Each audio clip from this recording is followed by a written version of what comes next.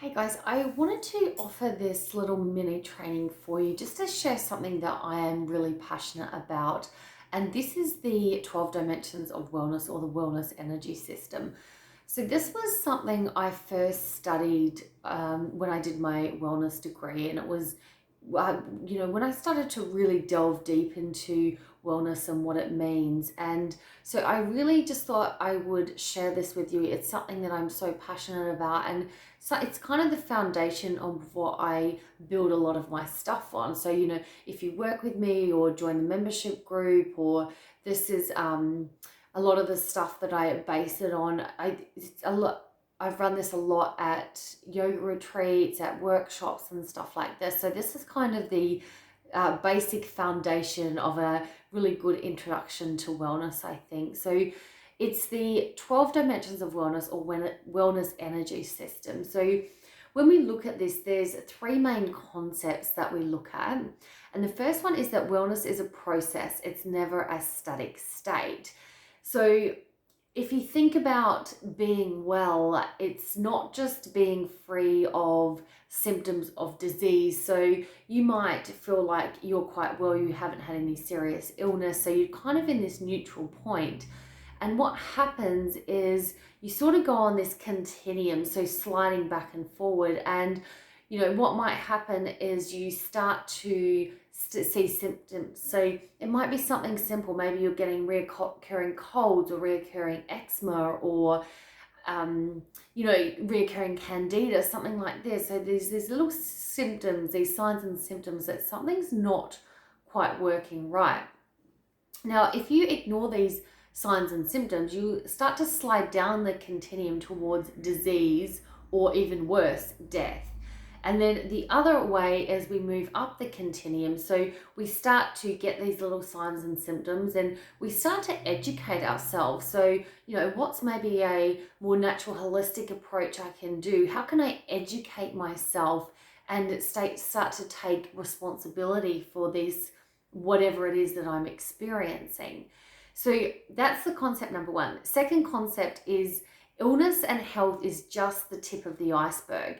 And this is, so I'm sure you've all seen the iceberg model before, okay? There is this much of the iceberg that sticks out, and then there's all these layers underneath. Actually, I've got a little diagram here, so I might just show it to you. So you can see here, this is our state of health, and this is what we can see. So on the outside, you might look really healthy, and everything's fine because you're not getting, any of these signs and symptoms yet. But then that's when we sort of start to look below the surface, is where our true wellness lies. And a really good example of that was when I got my cancer diagnosis.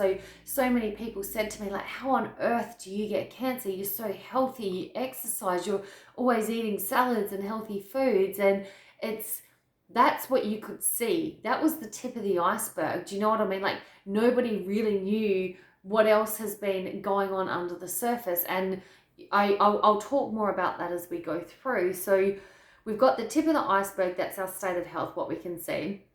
And then it's our lifestyle and behavioral levels. So that's things like, what do you eat? What do you fuel your body with? How do you exercise? How do you manage stress? Okay, then we've got the next, which is the psychological and motivational level. So this determines things like maybe your upbringing, how you were raised, any of your, conditioning, maybe using food as emotional escapism, like starting to understand stuff like that. Also our cultural norms. And I think, this is a very interesting one, and especially with what we're experiencing in the world right now. So if you talk about cultural norms and what's been accepted at different times, so it wasn't so long ago we could smoke on planes, trains, and public transport. People would smoke around their children. In my lifetime, not even so long ago, we could still smoke in bars and restaurants, and you still see that overseas a lot as well. And look how much that shifted just in the last 10 years. You could go out to any nightclub, pub, and smoking everywhere, and now it's been restricted because our cultural norms are changing. It's not so accepted anymore. Another example would be I don't know if anybody's heard of the Gerson diet. Some people maybe. It's juicing and coffee enemas to relieve cancer. So it was the Gerson diet, the Dr. Gerson. So he was a German doctor, and in the 50s, he had this theory. They were losing a lot of women through childbirth, and he had this idea of how about if we start washing our hands between each delivery. I think, this could really have an impact. And all the doctors are like, oh, what are they, quackery? What crackery? What a load of nonsense. Like, this voodoo doctor, who are you? And so sure enough, they started washing their hands, and that was the response. They started saving a lot of lives. So that's just a couple of examples. And I think especially now we're in very interesting times, because what is accepted right now, I think, is going to look very different in the not too far distant future. And we might get right now, our food on the shelves is poison, is full of toxins, and it's culturally accepted. It's culturally accepted to go out and get absolutely wasted off your face, often before you're even an adult. And that's just, we grow up like that, and it's normal. And if you look at the damage that, alcohol does to families and domestic violence, and contributing to depression and all of this sort of stuff. So it'd be very interesting to see what that looks like in the future.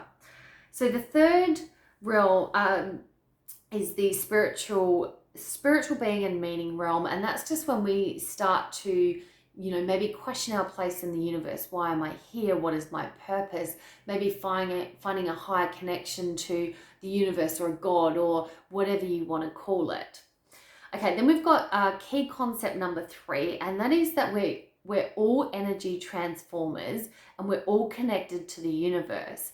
So all of our processes in life depend on how we manage energy. So we've got 3 main sources of energy that comes in, and that's oxygen, food, and sensory stimulation. Okay, so there are 3 energy inputs coming in to our body, and then what we do with these energy systems depends on how our overall well-being.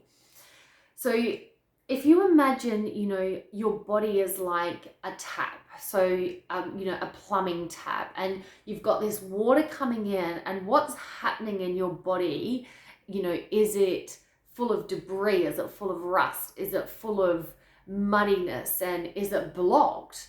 And that will determine what comes out of the other side. Okay, so this water flowing in, how we manage it, this water or this energy, determines our overall well-being. So we move into now the 12 dimensions of wellness, and that's the energy wellness system. So I'm going to talk through each of these briefly, and I am going to keep this relatively brief, this training, but if this is something you want more information on, please reach out. I'm so happy to share. So, and I just want to make a point that, often sometimes when we think about being healthy or being well, it's, are we eating right and are we going to the gym? And that's just a small fraction of what's really going on. And through this process, I also have like an assessment that you can complete, because what you might want to identify is where there are some gaps. So you might think like, yeah, I'm really healthy, I go to the gym, I eat right, or whatever it is. But it's what we want to do is look at this whole energy wellness system. Actually, I'll just show you another little one of my diagrams so you can get an understanding. So this is our whole wellness system here.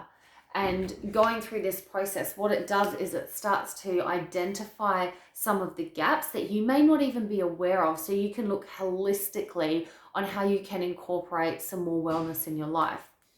So the first one we've got is self-love and responsibility. So self-love, this is a huge thing. It's talked about all the time. We all know the saying, if you can't love yourself, you can't love anybody else. And that's it in a nutshell. Do you know what I mean? Like, it is, and unfortunately we're often conditioned not to love ourselves, and it's a society that we live in. And I do think there is a shift happening, but so much comes down to self-love. Do you know what I mean? How we communicate with people, how we are in relationships, how we treat ourselves, how we look after ourselves. Like, if we don't love ourselves, then we are far more likely to choose unhealthy behaviors. it's also taking responsibility. So if we get struck with an illness, maybe a serious illness, you've got an option. You can think, oh, it's genetics, or it's, my father was like that, my mother was like that, my father had a heart attack or cancer or whatever it is, so of course I was destined to.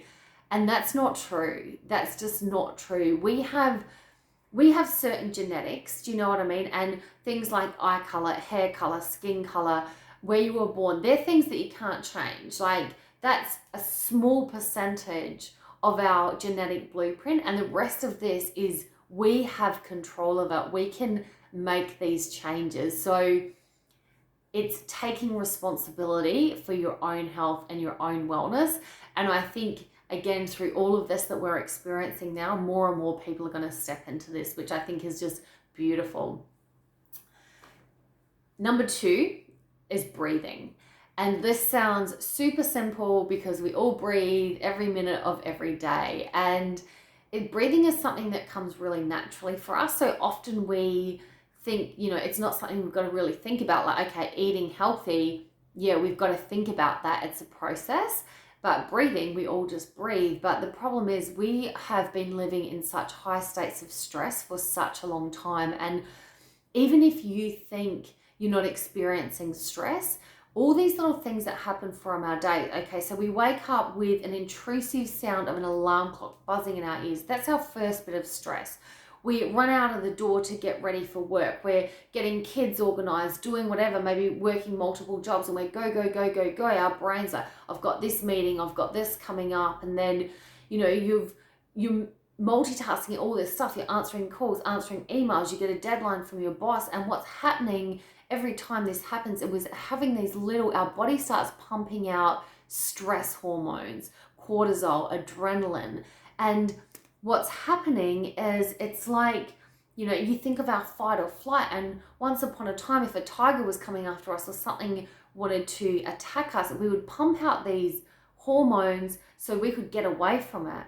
And the problem is, in this day and age, we're not getting away, we're not fighting or flighting, but we're just stationary. So we're on a phone call, we're sitting in an office in a meeting, and we're pumping out these stress hormones. So it's like we've got the foot on the gas and the foot on the brake at the same time, and we're just, do you know what I mean? And these are the stresses. So it's not even anything severely traumatic, it's just these little everyday stresses. So breath work is a really good way to calm the parasympathetic nervous system and shift the body into rest and digest.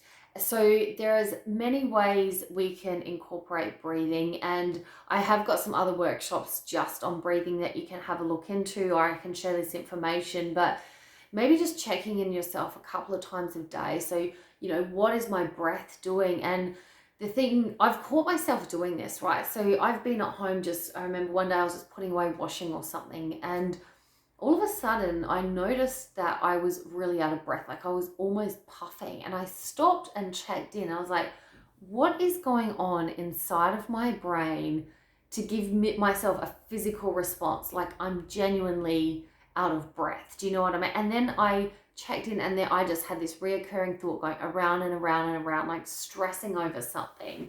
And the thing is, so our thoughts can really impact our breath. But the beautiful thing is, we can use our breath to change our thoughts. So you can do alternate nostril breathing. You can do some deep belly diaphragmatic breathing. We did some Soma breath work with Steve the other day on the Wellness Summit. So there is lots of options you can do with breath. And if you want more info, please just reach out. Number 3 is sensing. So this is thinking of the 5 senses and how that impacts on your wellness. So it might be smells is one. So, are you around pleasant smells? Maybe you can use like oils, essential oils or something like that. Your sight, are you constantly straining your eyes, looking at a screen all day, like being kind to your eyes? And I think, office environments, when we think about our 5 senses, we're often sitting under artificial lighting, sitting in a seat that we were not meant to sit in all day. taking in all this blue light from screens and that sort of stuff. So it's just, you know, being aware of that. The sounds you're around, do you live in a really noisy, busy street, or are you around that every day? And just noticing how that impacts your mood and your wellness. And, you know, even music, for example, like music can be, you think we use certain music to motivate us. And, you know, for me, I love, you know, just, I listen to a lot of yoga music and meditation music. And I just find it so peaceful and calming. And, you know, whereas if I hear techno, it just makes me angry, you know. So it's just having the awareness, feeling like, you know, how do you feel? Do you feel comfortable? Do you wear clothes that are comfortable? Are you okay with being touched? And this is a really interesting one as well, because I think, you know, often in the Western world, we're not that touchy. And, you know, if you look at other cultures, you know, the friends will be hugging each other and holding hands, and it's really accepted. So it's just being okay with that, using physical touch as healing, like massage. And then there's also the next level where you could look at energy as well. And that's kind of like a whole nother level, but, you know, using things like Reiki healing, energy healing, or even feng shui. Number 4 is eating. So we all know, I hope we all know what good and nutritious food is. And I'm not going to go too much into it, but for me, it's this simple. If it comes out of the ground, it's good for you. If it's given by nature, if it's good for you. If it's come out of a packet, it's not good for you. And a little technique you can use when you eat something. So say you pull something out of a bar, and out of a wrapper or something. Think about that food when it was in its natural state, when it was on a tree, on a vine, wherever it was, and what is the process it has been to get to your plate. And the more it's been processed, the more it's had rubbish and chemicals and whatever added to it, the worse it is for you.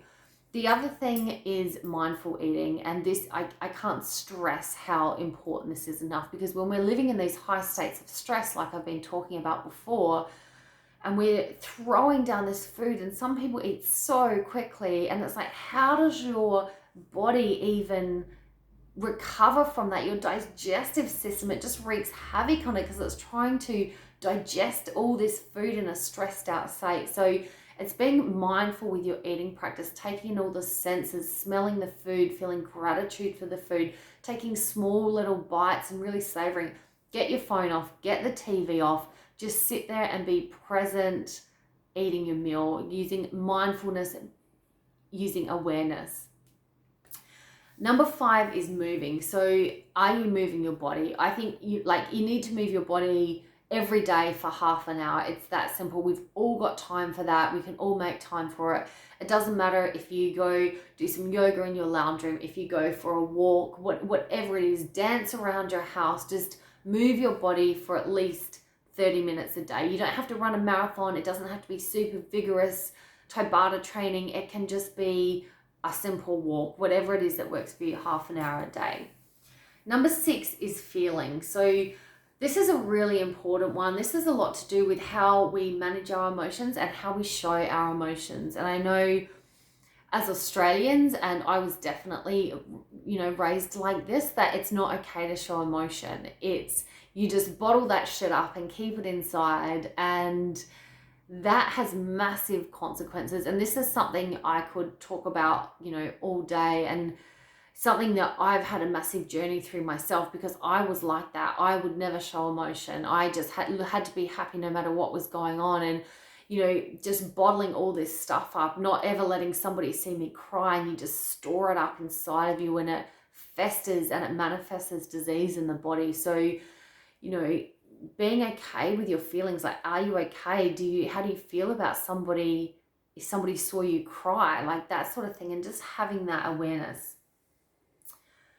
Number 7 is thinking. And if there is one I could stress on the most about, it is thinking. Our thoughts create everything. Do you know what I mean? You can eat right and exercise and do all the right things, and if your thoughts aren't okay, then you're not going to be okay. It doesn't matter what you do. And this is something I do a lot of work around this because it is just so important. And we have between 60 to 70,000 thoughts per day. 90% of those are exactly the same thoughts as we had the day before. And what happens is sometimes we can be carrying these thoughts for our entire life. Sometimes we're having the same thoughts from when we were a child because we haven't learned to manage our thoughts and process them and start to shift them. And when you really start to become aware of your thoughts, just simply become an observer. And that's the best place to start, is checking in, like, what am I thinking about? Sitting there in meditation and just noticing what comes up for you. And the more you can observe it, the more you become aware of it, and the more you can start to shift it. So, often in life, say we're trying to do something, like there is a goal or something that we want to achieve, and we are unable to achieve it. This generally comes because we're trying to change the action, not the thought that's behind it. So, for example, if you want to eat healthier, but you just can't seem to do it. You keep delving into the chocolate and the chips, and there's just not this balance, and you're beating yourself up like, I want to change this, I want to change this. And it's like, tomorrow I'm not going to eat the chocolate, I'm not going to do this, I'm only going to eat, this and this and this.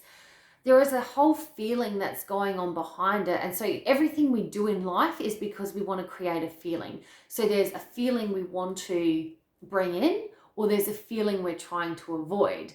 And our thoughts are bringing our feelings. Do you know what I mean? And our feelings determine our action. So if we're trying to change a behavior or a habit just from our action, it's not going to work. We've got to go back. What is our thoughts that are creating that feeling, that emotion, that are resulting in the action? So there's a whole process you can go through that. But the biggest takeaway from this is just become an observer of your thoughts. Learn to understand what you are thinking about on a daily basis. Number 8 is playing and working. Super simple. Do you get out and have fun? Do you have a good work-life balance? Do you work 12, 13, 14 hours a day and have fun? Have you forgotten how to laugh?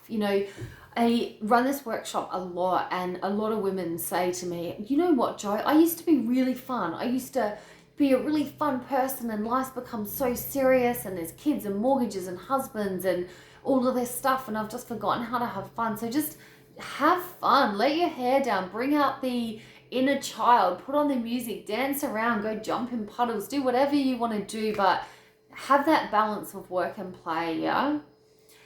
Number 9 is communicating. So there's a saying, the quality of your communication determines the quality of your life. And it's that simple. If you can't communicate, if you're storing everything in, or maybe, you just lash out all the time, your communication affects your wellness. It affects your relationships massively. And, that's something that I think all of us can work on. So just think about, how do you communicate with people? Can you openly communicate? Do you bottle it up? Are you fiery? Or are you a good, honest communicator? So just something else to have a think about. Number 11 is finding meaning. And this is, when you start to question, why am I here? What is my purpose? How do I contribute to the world? Where is my place in the world?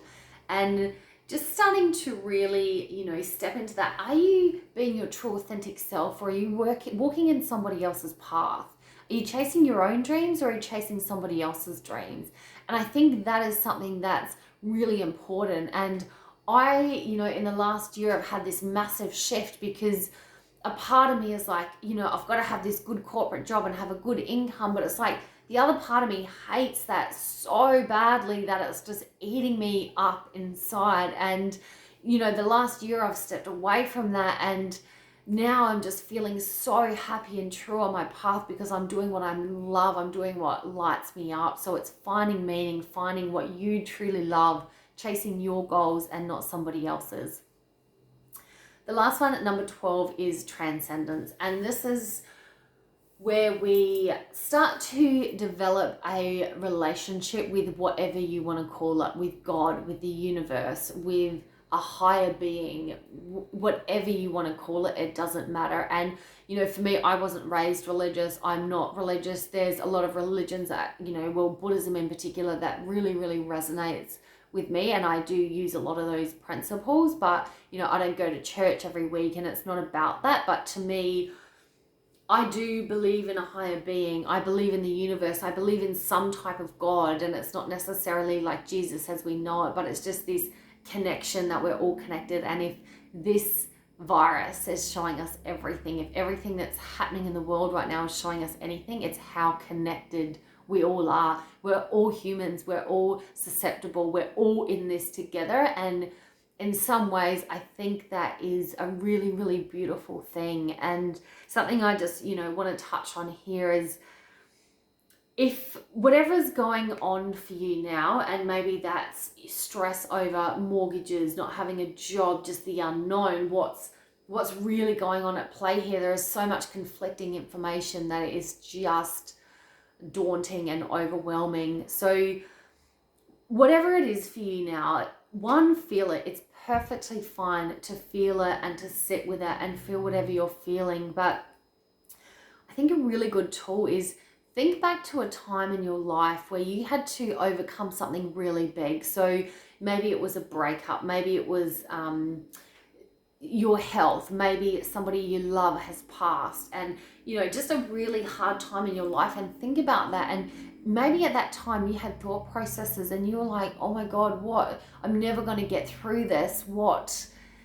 How can I get over this? This is the worst thing that's ever happened. And I guarantee, you got through it, and you probably came out an even better person. Maybe it made you more compassionate. Maybe it made you more resilient. Maybe you had to learn all these tools and skills to overcome whatever it is you're trying to overcome. And this is exactly the same, but we're doing it on a global level. So we're going through something right now, this really unknown, uncertain, scary time. And at the end of this, I just think we are going to come out better than we were when we went into this. Do you know what I mean? So just something to keep in mind. But that is the 12 dimensions of wellness. That is the whole wellness energy system. So if you would like any more information, if maybe you would like me to do, this is a very, very brief, condensed mini training that I'm offering. So if you think you would like something more, if you would like me to run a full workshop, we can do that through Facebook Live. If you want some more information, please let me know. I'm also going to be running in the